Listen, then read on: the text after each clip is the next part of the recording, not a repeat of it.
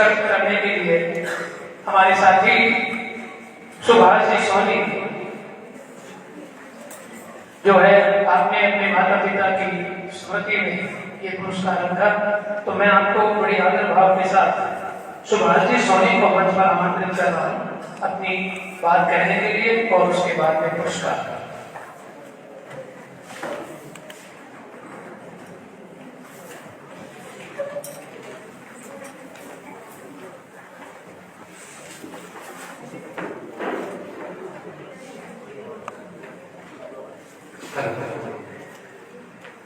मैं अपने माता और पिता को इन शब्दों में प्रणाम करना चाहूंगा कि मैं एक आम सा लड़का हूं, कुछ खास बात नहीं है मुझे। मैं एक आम सा लड़का हूं, कुछ खास बात नहीं है मुझे, लेकिन ये बात मेरी माँ को कौन समझाए? मेरी तारीफ वो यूं करती है जैसे मैं किसी मंदिर की मूर्त हूँ। मेरी तारीफ वो कुछ यूं करती है जैसे मैं किसी मंदिर की मूर्त हूँ।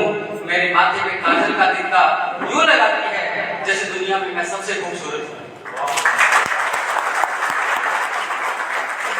मेरी तारीफ वो कुछ यूं करती है जैसे मैं किसी मंदिर की मूर्त हूँ। मेरे माथे पर काजल का टीका यूं लगाती है जैसे मैं दुनिया में सबसे खूबसूरत हूँ। और मुझे रब ने, खुदा ने, ईश्वर ने रियासतें नहीं दी। मुझे उस ईश्वर ने रियासतें नहीं दी, बादशाहतें नहीं दी, लेकिन फिर भी उस रब को माफी है। मेरी माँ को मैं राजा बेटा हूँ, मेरी बीवी का।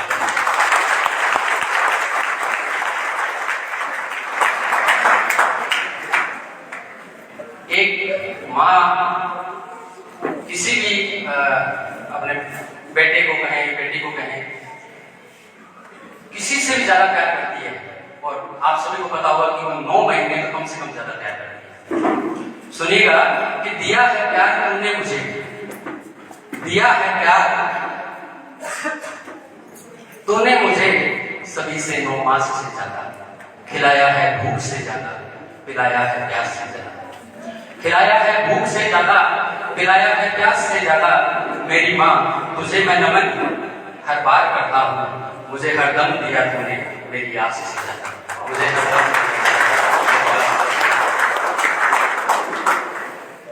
एक पिता अपने बेटे को क्या देते हैं? मेरे ख्याल में एक पिता अपने बेटे को एक नाम देते हैं। सुनिएगा उस नाम की करामात क्या होती है। मुझे मिला है तेरा नाम किसी अभिमान से ज्यादा। मुझे मिला है तेरा नाम किसी अभिमान से ज्यादा, किसी सम्मान से ज्यादा, किसी अरमान से ज्यादा, किसी सम्मान से ज्यादा, किसी पहचान से ज्यादा।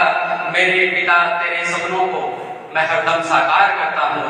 मुझे हरदम दिया तूने मेरे अरमान से ज्यादा, मुझे हरदम दिया तूने मेरे।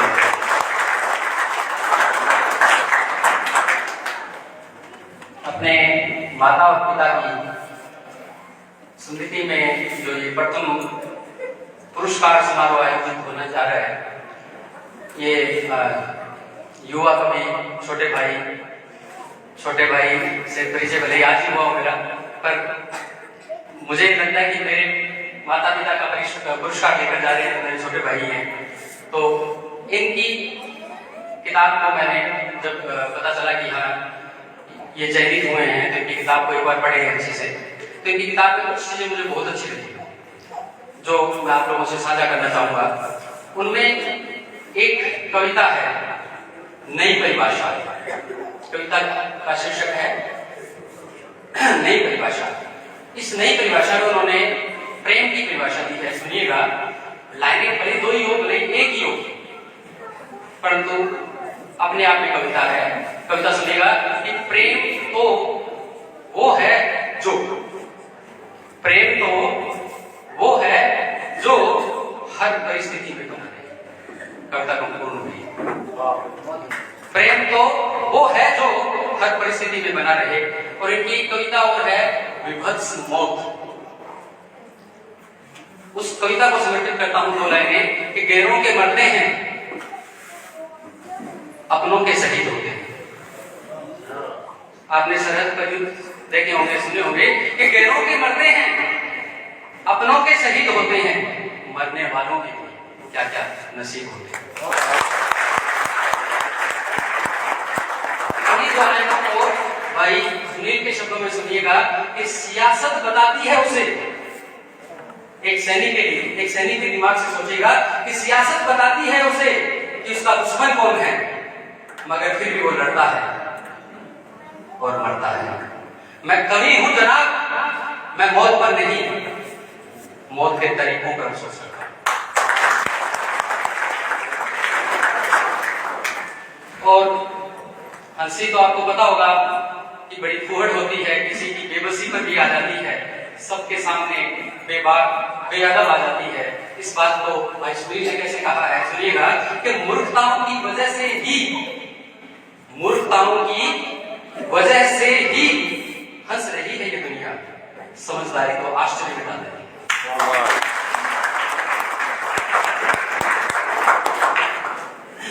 और इनकी शायद दूसरी या तीसरी कविता होगी। मैं प्रणाम करता हूं ऐसे आधुनिक कवि को जो इतने निश्चित रूप से ये दो लाइनें लिख सके। इनकी दो लाइनें सुनिएगा कि एक अजीब सी ख्वाहिश है, एक अजीब सी ख्वाहिश है, जन्मों जन्म तक पिता को पिता रूप में पाने। इन दो लाइनों के लिए मुझे लगा कि ये किताब यही पूर्ण हो गई, ये किताब तीर्थ हो गई। सुनिएगा, इन्होंने पशुता और मानवीयता पर भी लिखा है। एक कुत्ता और एक गाय किसी रोटी के लिए थोड़ा बहुत उनमें कोई झगड़ा हो जाता है, उसका समापन देखिएगा क्या किया है, रोटी गाय खा जाती है, कुत्ता वही बैठ जाता है, गाय भी वही बैठ जाती है।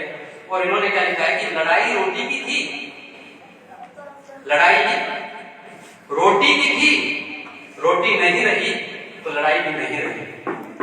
दोनों पशु थे फिर भी द्वेष नहीं, दोनों पशु थे फिर भी द्वेष नहीं, इंसान होते थे न जाने क्या करते,